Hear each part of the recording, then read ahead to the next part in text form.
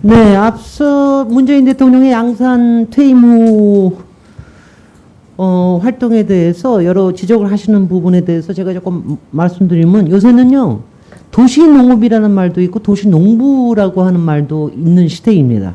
퇴직하고 귀촌에서 사는 이렇게 해야 수도권도 좀 분산도 될 수 있고 하는 이런 굉장히 중요한 시기라고 보고요.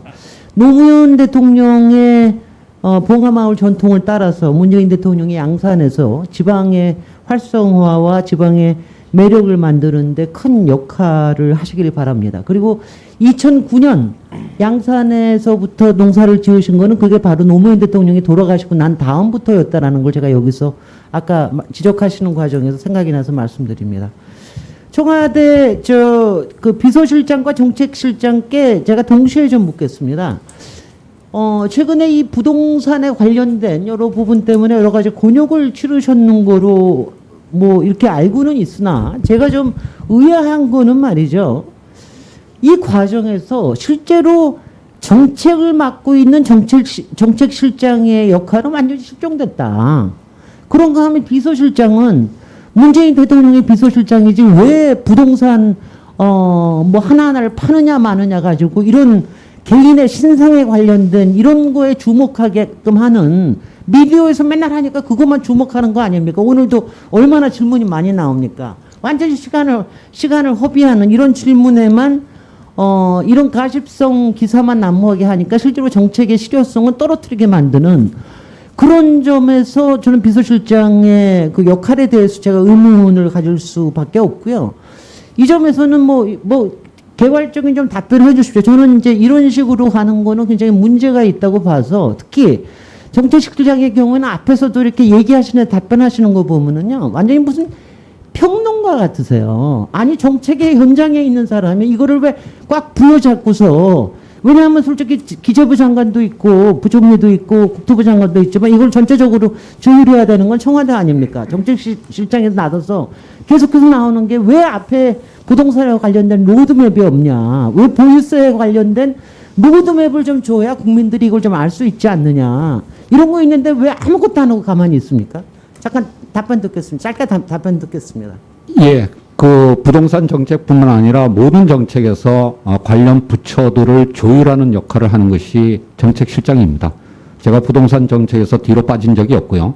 다만 의원님께서 질문하신 취지가 실패한 것에 대해서 책임을 안 지는 것이다 라고 그 부분을 묻는 것이라면 문재인 정부의 부동산 정책은 실패하지 않았다고 생각하고요.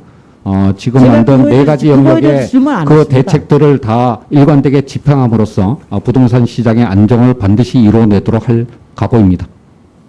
네, 비서실장님. 네, 저는 대통령 비서실과 대통령 국가안보실의 비서관급 이상 고위공직자들이 정부의 부동산 가격 안정화 정책에 적극적으로 동참한다는 그러한 그 취지에 따라서 수도권 내에 2채 이상의 집을 보유한 청와대의 고위공직자들은 불가피한 사유가 없다면 한 채를 제외한 나머지는 처분하는 것이 좋지 않겠냐라는 알겠습니다. 이제 그런 그 입장이었습니다. 그리고 앞으로 적어도 고위공직자라면 그 주택을 주거 목적 이외의 목적으로 생각해서는 안 된다라는 알겠습니다. 새로운 네. 좀 그런 가치관의 정립을 위해서 네, 취지는 좋으나 그것을 만드는 과정에서의 비서실장님의 상당한 판단이 작용됐다는 그런 얘기도 좀 들었고요. 그리고 그 취지가 좋지만 그게 세상에서 왜곡되는 거, 특히 지금처럼 기울어진 언론 시장에서 얼마나 왜곡되는지는 너무나 잘 아실 테고요. 이런 거를 앞으로 조금 세심하게 살피셔서 좀 정책을 펴나갈 때도 사실은 정책이라는 게 정책의 내용도 중요하지만 이것이 어떻게 현장에 안착되게 하느냐가 굉장히 중요한 거기 때문에 그런 부분이 좀 차분하게 봐주시면 좋겠다 말씀을 드리고요. 제가 이 점에서 제가 좀 또 한 가지 좀 말씀을 드리고 싶습니다. 최근에 대통령께서 언급을 하셔서 청와대에서 부동산 감독 기구에 대한 얘기를 하셨습니다. 근데 이제 아까 다른 의원님도 얘기를 하시면서 이게 좀 잘 됐으면 좋겠다 이런 말씀을 하시는데 지금 이제 이렇습니다. 부동산 감독 기구에 관련된 부분을 마치 금융감독원처럼 하나를 만들어야 되겠다라는 이런 얘기를 너무 성급하게 가는 거에 대해서 제가 사실 저는 국회의원으로서 특히 도시주택 전문가로서 굉장히 이제 우려를 표하고 있습니다. 이게 단기적으로는 지금 이제 이런 걸 투기에 대한 걸 이런 걸 잡는 게 필요하고 그리고 그런데 지금 시장에서는 지금 이제 요번에 효과가 상당히 안착이 되고 있는 모습이 보이고 있거든요. 이게 몇 개월 걸릴 겁니다. 그런데 여기에다가 부동산이라고 하면 앞에서 지적이 있었지만 뭐 주식이나 마찬가지로 많은 국민들이 그냥 평소에 자신들의 자산에 대해서 생각을 하고 있는 건데 이럴 때 다시 전 국민을 마치 감시하는 듯한 이런 걸 생각을 해야 되느냐. 저는 이런 의문이 들고요.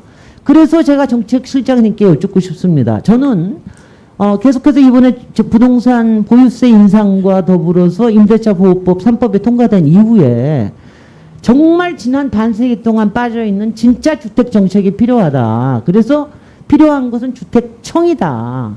그리고 앞으로는 공공임대주택이 많아지는 것뿐만이 아니라 임대주택에 대해서도 표준임대료에 대한 관리, 또 분쟁에 대한 관리, 그 다음에 여러 각 계층에 대한 소요나 이런 것들을 파악을 하려고 그러면 주택 관리에 대한 게 절대로 필요하기 때문에 국토부도 맨날 바쁠 때만 주택 정책 들여다보지 평소에는 이 관리에 대한 생각을 잘 안 하고 있기 때문에 본격적으로 이거를 우리나라의 주거 복지를 정착시킬 수 있는 주택청을 만드는 쪽으로 오히려 발상의 전환을 하시는 것이 좀 긍정적인 국민들한테 긍정적인 신호를 보이게끔 하는 이런 쪽으로 가야지 왜 청와대에 상상 나서서 이거는 절대로 못하게 하겠습니다.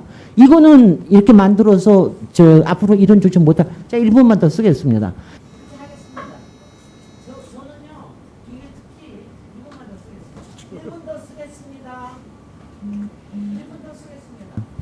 네.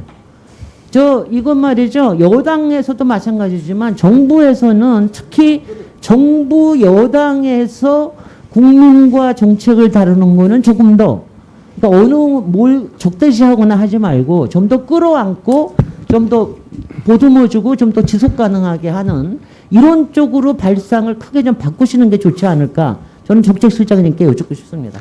네. 예, 의원님께서 지적하신 바를 명심을 하도록 하겠습니다. 다만 이미 통계도 나와 있습니다만 우리나라 국민들의 순자산의 76%가 부동산입니다.